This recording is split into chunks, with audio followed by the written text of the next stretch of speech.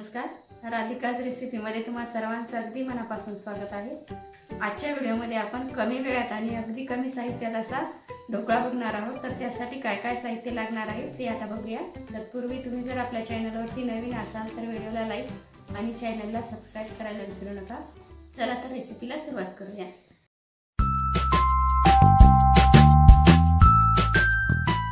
ढोकळ्याच्या साहित्यामध्ये आपण सर्वप्रथम पातेल्यामध्ये 1 वाटी रवा टाकून घेऊया, अर्धी वाटी बेसन, 1 चमचा साखर, चवीनुसार मीठ, चिमूटभर हळद आणि यामध्ये आपल्याला सोडा टाकायचा आहे किंवा मग 1 लिंबाचा रस टाकून घ्यायचा आहे।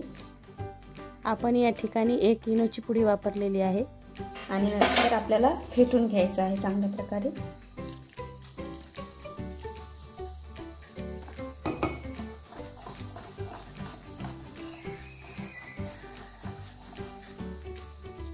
थोडं थोडं पाणी घालून फेटायचं आहे।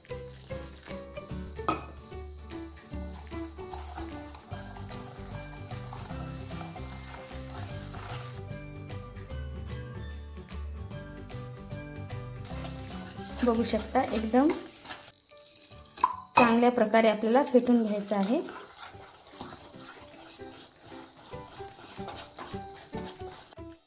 बघा एवढं पातळसर आपल्याला फेटून घ्यायचं आहे।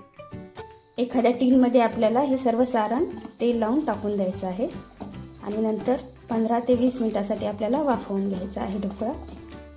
या ठिकाणी मी डब्याला पूर्ण तेल लावून घेतलेलं आहे। आता यामध्ये आपण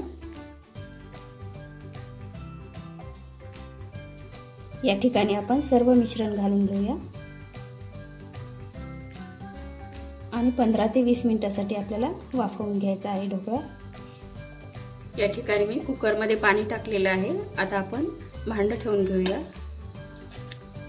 आणि 15 ते 20 मिनिटांसाठी आपल्याला ढोकळा वाफवून घ्यायचा आहे।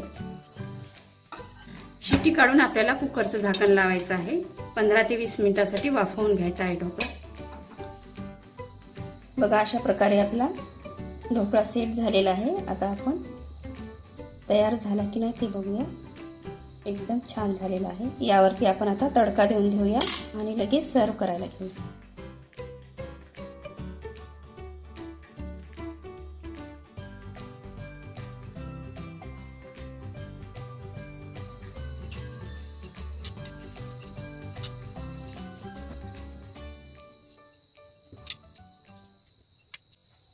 आता यावरती आपल्याला तडका देऊन घ्यायचा आहे। यावरती आपण तडका देऊन घेऊया।